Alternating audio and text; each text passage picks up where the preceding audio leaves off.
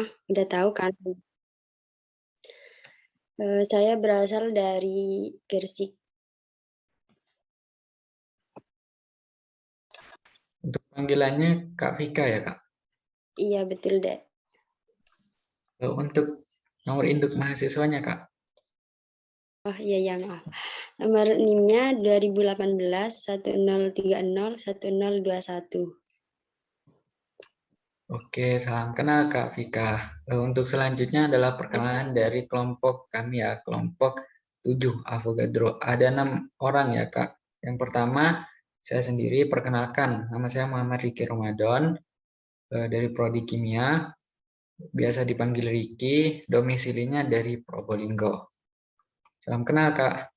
Oke, selanjutnya Kak Azia, silakan perkenalan ya. Ya, siap. Perkenalkan, nama saya Kak Aziha Aulianada, biasa dipanggil Nada. Saya dari Pasuruan. Salam kenal. Salam kenal. Oke, selanjutnya Maharani. Kenalan ya. Baik, perkenalkan nama saya Maharani Putri, NIM akhir 044 dari Sidoarjo. Oke, selanjutnya Lina Sunhaji. Perkenalkan nama saya Lina Sundaji, asal dari Lamongan. Oke, salam kenal Lina. Selanjutnya ada Malika Hasanah. Perkenalkan, nama saya Malika Hasanah, biasa dipanggil Malika, asal dari Jember. Salam kenal, Kak. Oke, kemudian yang terakhir ada Ingrid Ayuning Tias. Silakan Ingrid. Halo Kak, perkenalkan nama saya Ingrid Antias, bisa dipanggil Ingrid. Saya dari Jember. Salam kenal. Salam kenal semuanya. Oke, jadi untuk kelompok 7 ada 6 orang ya, Kak. Itu sudah perkenalan semua. Kemudian selanjutnya sesi tanya jawab ya, Kak. Iya, Dek. Untuk pertanyaannya sudah kami catat sebelumnya, jadi tinggal kami bacakan ya.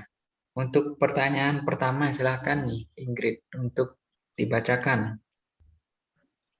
Sebelumnya maaf Pak, jadi untungnya besok tanggal merah putih kita. Kakak ini dari panitia dari siapa ya Kak? Dari si Dekdok, Dek. Baik Kak, untuk pertanyaan pertama ya. Selama di masa perkuliahan kan Kakak pasti pernah kayak merasa capek gitu ya. Nah, jadi gimana caranya Kakak untuk merilekskan diri atau healingnya Kakak itu bagaimana? Terima kasih Kak. Ya, capek itu kan manusiawi gitu kan.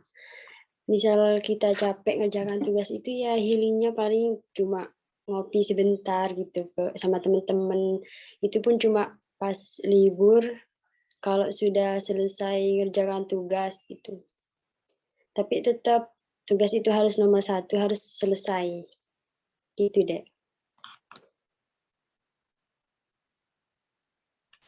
Oke Kak, lanjut pertanyaan yang kedua. Silakan Nada. Iya, izin bertanya ya Kak ya. Kan kita dulu dari lingkungan sekolah di SMA, kemudian berpindah ke lingkungan perkuliahan saat ini. Terus kan utamanya kan juga dilakukan secara daring Kak ya pembelajarannya. Pasti kan kita sebagai maba itu butuh waktu untuk beradaptasi. Nah dari Kakak sendiri itu ada cara atau tips gitu nggak Kak buat kita sebagai maba ini mudah beradaptasi dengan baik begitu Kak? Terima kasih. Iya baik, gini. Masa peralihan dari SMA ke menjadi mahasiswa itu memang agak sulit sih menurut aku ya. Tapi itu kita harus jalani dengan apa ya, santai gitu. Kita ikhlas, kita mengerjakan sesuatu itu maksudnya kayak di masa kuliah itu kan pelajarnya ya lebih sulit gitu kan daripada SMA. Tapi dengan kita belajar belajar gitu maksudnya apa ya?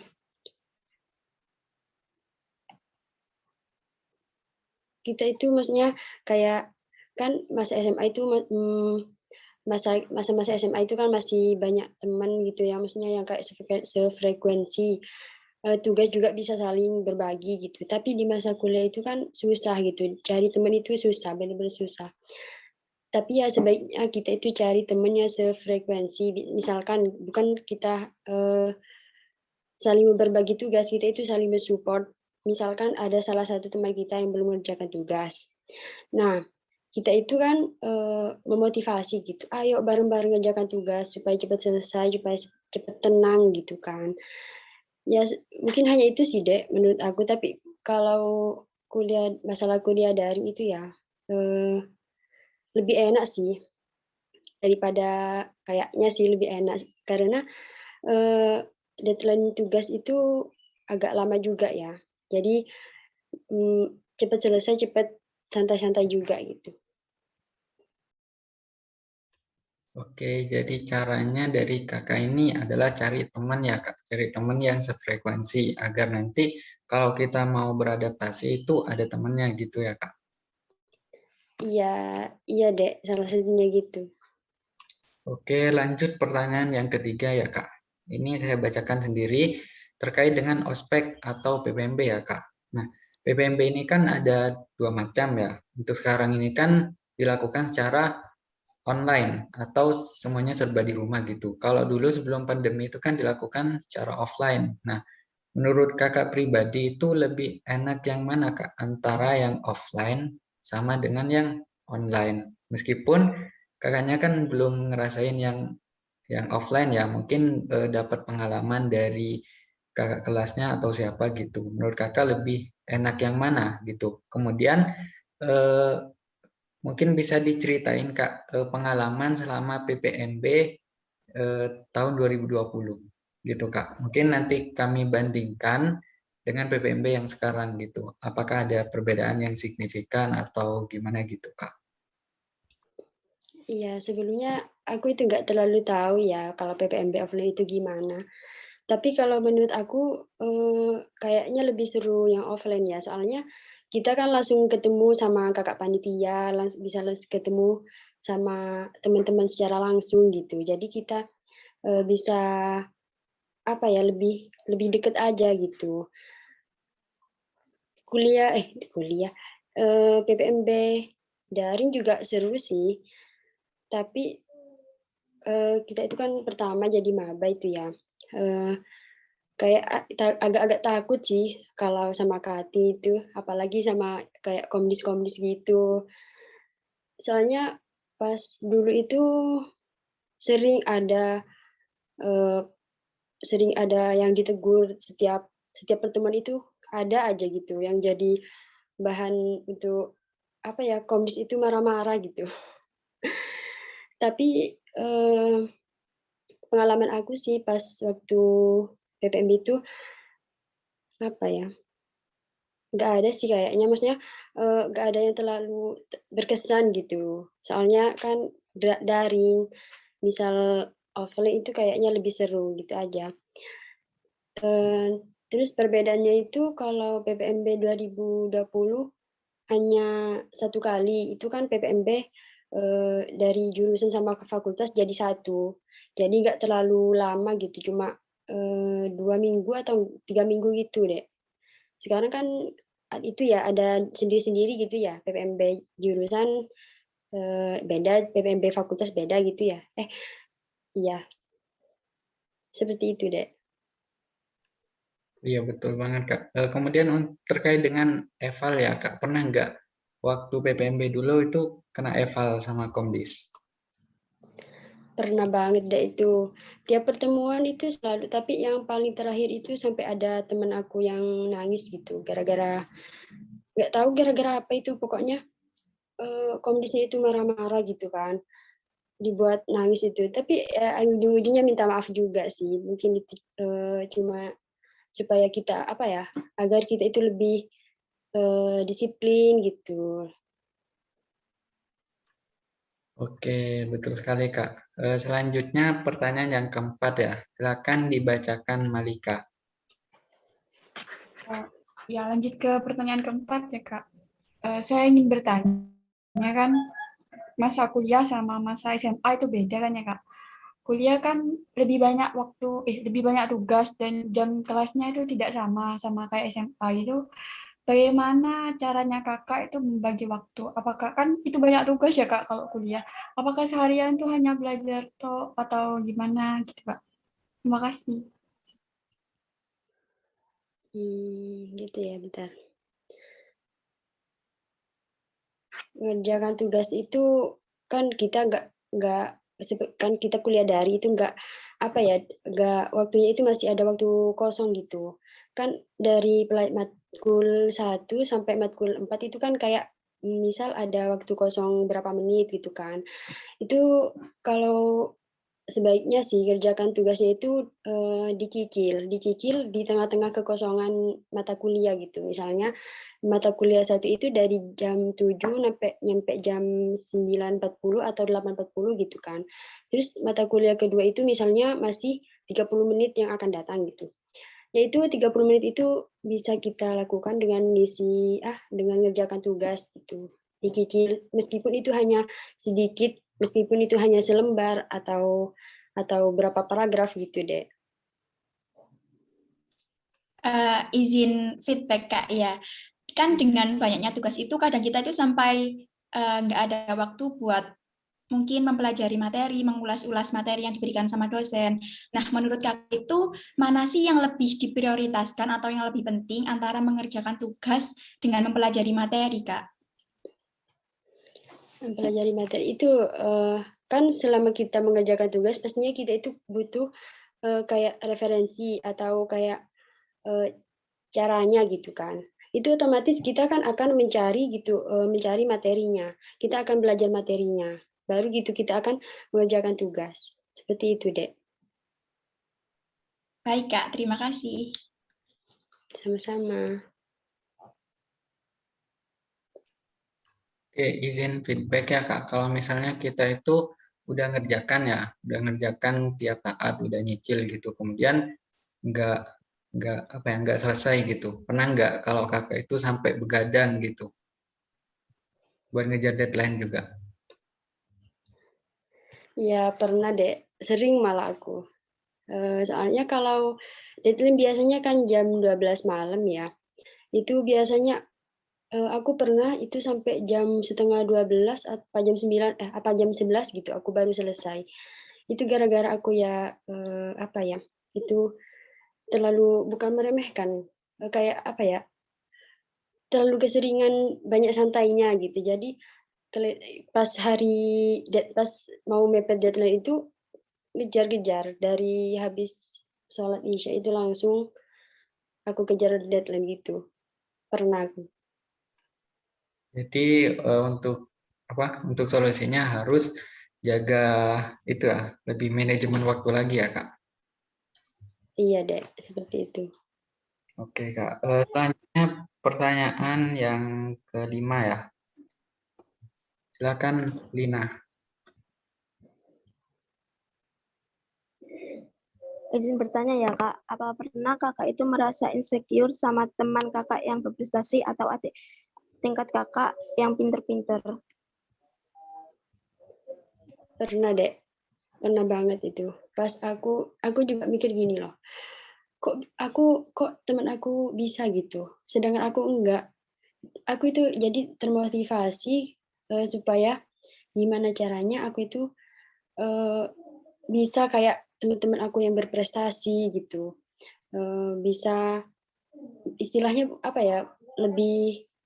bukan lebih pintar, menyaingi gitu kan. Nilainya itu pokoknya aku harus sama kayak dia. Itu minimal aku deh. Dan jadinya aku itu termotivasi untuk lebih giat lagi gitu. Seperti halnya itu saja, kan aku punya teman gitu kan. Terus kita cerita-cerita, tugas aku ini udah selesai loh, tugas jurnal aku, tugas laporan aku udah selesai, udah aku kumpulin.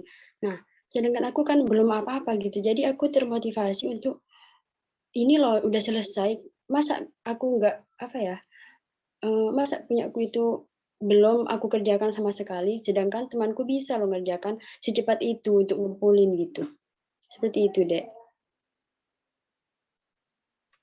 Oke, betul Gimana? banget Kak. Jadi kita itu kalau ada orang yang lebih prestasi itu harusnya jadikan motivasi buat diri sendiri ya Kak, agar setidaknya kalau tidak bisa melebihi itu bisa menyaingi gitu ya Kak. Nah iya, bisa sama gitu Ya, sama mereka. ya betul Kak. Selanjutnya pertanyaan yang ke-6 ya. Sini dibacakan sama Maharani. Baik Kak, izin bertanya, apa alasan Kakak untuk memutuskan memilih FMIPA sebagai studi lanjutan Kakak?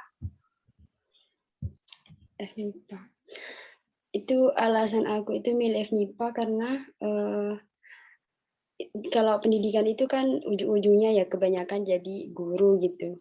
Sedangkan aku tuh kalau bukannya nggak mau sih, cuman kalau masih ada yang lain gitu kan, kenapa harus milih jadi guru gitu. Jadi FMIPA itu menurut aku ya lebih kayak menantang gitu. Maksudnya kayak aku itu penasaran. FMIPA itu kan banyak aku kan dengar-dengar gitu kan dari kakak-kakak aku gitu, kakak tingkat maksudnya. Kalau FMIPA itu kan kebanyakan praktikum gitu kan. Jadi aku itu ingin mencoba praktikum gitu.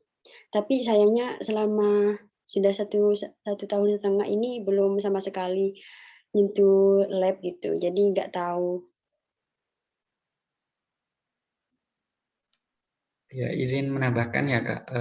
Jadi alasan Kakak itu adalah untuk apa ya? Menambah wawasan yang lebih luas lagi. Karena kan kalau kita masuk di bidang pendidikan itu nanti prospek kerjanya hanya jadi sebatas guru aja ya Kak. Kalau di FMIPA itu apa prospek kerjanya jauh lebih luas ya Kak. Iya deh. Tapi bisa juga sih jadi guru. Tapi kan nggak ujungnya nggak hanya jadi guru aja gitu kan.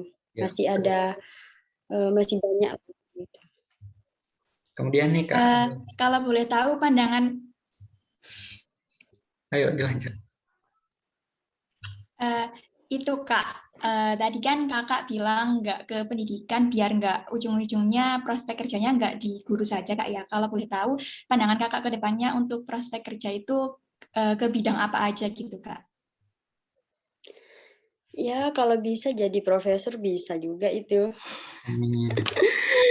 Maksudnya kayak apa ya itu kayak bisa jadi salah satu di salah satu bukan karyawan sih kalau bisa jadi pembina kayak pabrik-pabrik gitu kan misalnya kayak pokoknya yang ada praktikumnya maksudnya itu kayak yang aku itu bisa mengikut sertakan aku itu sebagai kayak jadi bagian dari suatu pabrik gitu. Suatu pabrik atau suatu lab gitu. Apa ya lupa namanya. Industri ya Kak.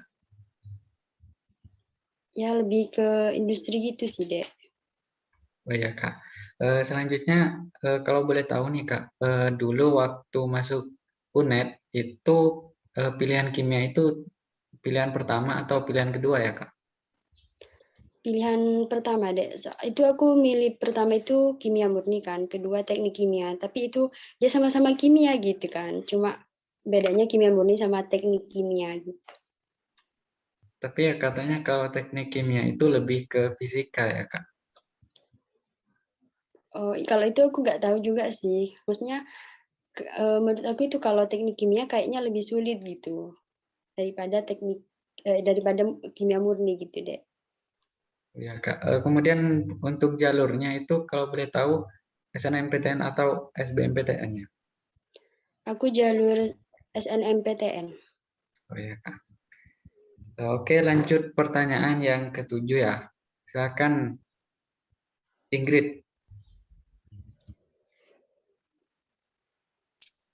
Permisi Kak, izin bertanya.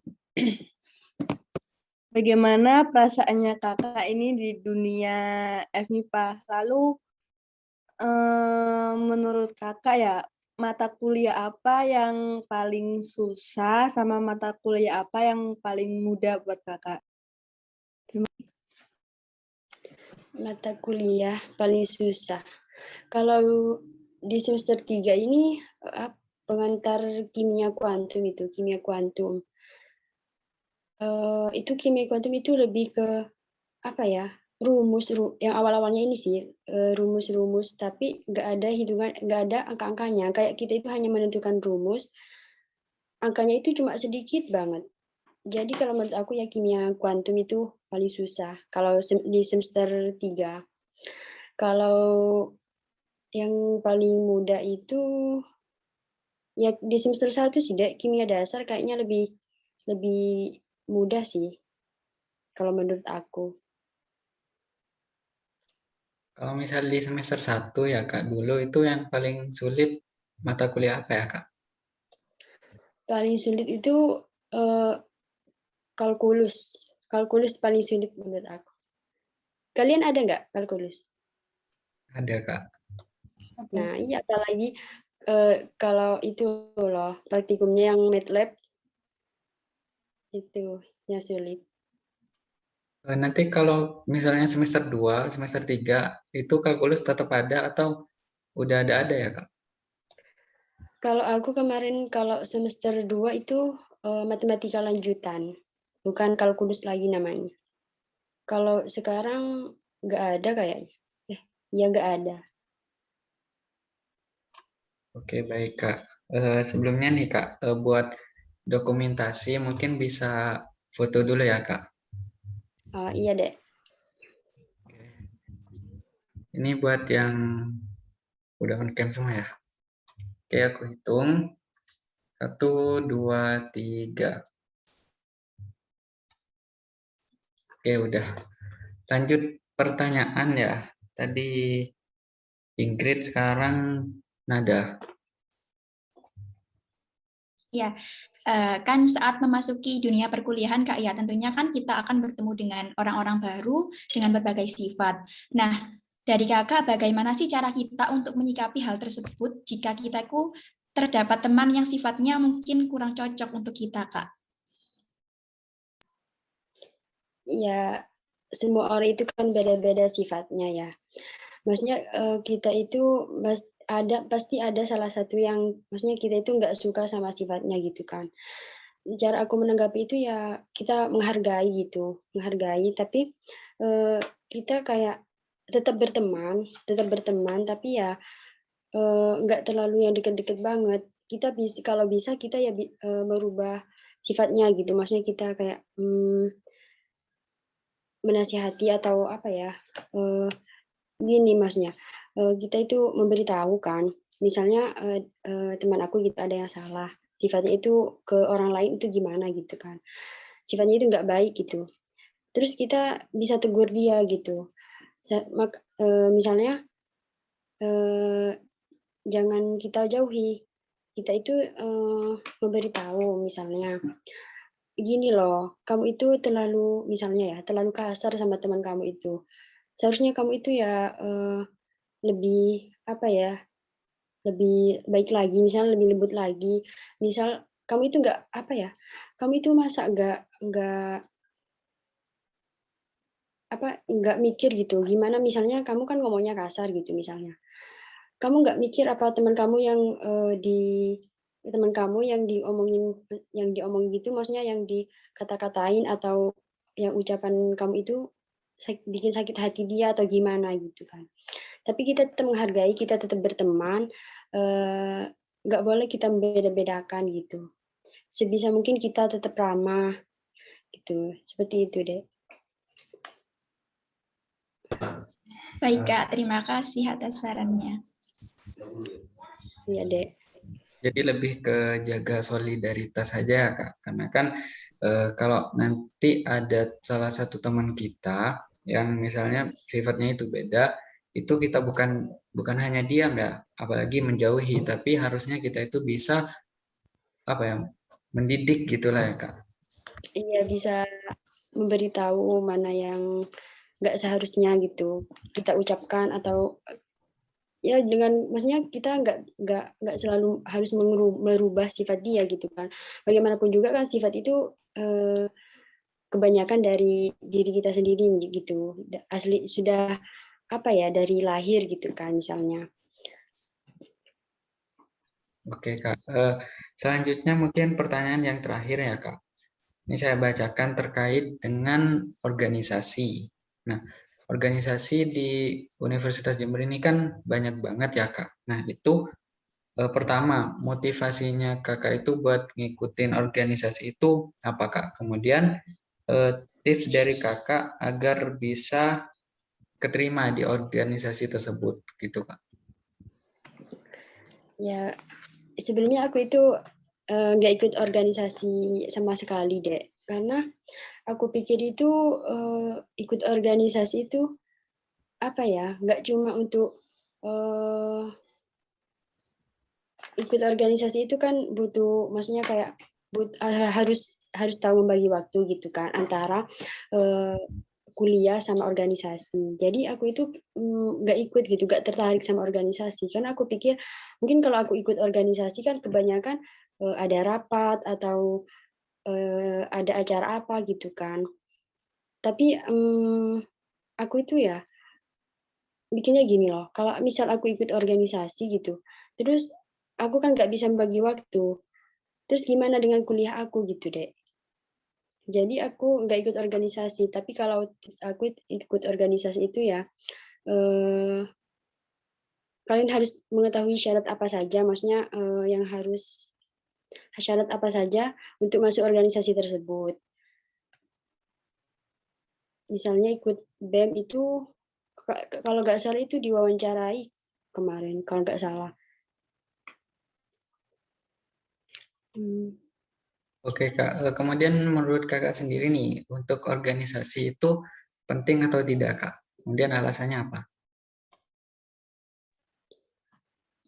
Kalau dari temen aku itu kemarin ya katanya sih itu dapat dari Kating, katanya kalau mau wisuda itu harus punya pengalaman ikut organisasi gitu deh. Tapi aku nggak tahu juga sih. Tapi ada Kating juga yang ngomong itu nggak terlalu penting, cuman ya lebih baik sih ikut organisasi.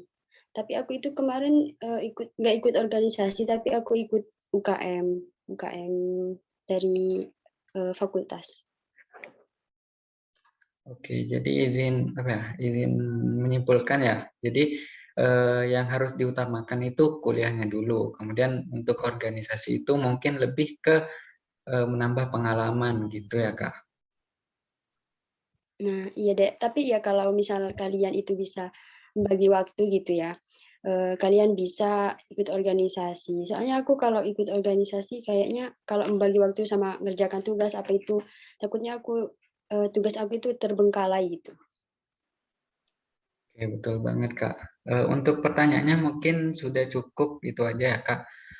Selanjutnya mungkin ada saran atau masukan nih buat Kakak bagi kami mahasiswa baru 2021. Mungkin karena kakaknya kan juga lebih pengalaman. Nah, ada nggak saran atau masukan agar kedepannya kami itu bisa lebih baik lagi gitu Kak? Ya, saran dari aku ya untuk kalian tetap semangat gitu, jangan kendor kuliahnya. Karena sampai saat ini di kimia itu udah ada berapa anak gitu yang resign di angkatan aku. Jadi tetap semangat. Kalau misalnya lelah bisa refreshing dulu gitu, bisa istirahat sejenak. Seperti itu, Dek. Intinya jangan kendor kuliah lah. Jangan sampai ada yang resign ya. Ya pasti Kak. Terima kasih banyak Kak buat saran dan masukannya. Mungkin dari kelompok kami sekian saja Kak. Kurang lebihnya mohon maaf. Terima kasih yang sebanyak-banyaknya karena udah meluangkan waktunya ya untuk kami wawancarai dan udah sempat bercerita pengalaman, udah ngasih masukan, ngasih saran. Insya Allah kedepannya bakal kami praktikkan ya Kak untuk saran dan masukannya. Semoga kedepannya urusan Kak Vika ini lancar ya, dan untuk kuliahnya semoga cepat-cepat offline ya Kak. Oke, sekian Kak. Terima kasih. Wassalamualaikum warahmatullahi wabarakatuh.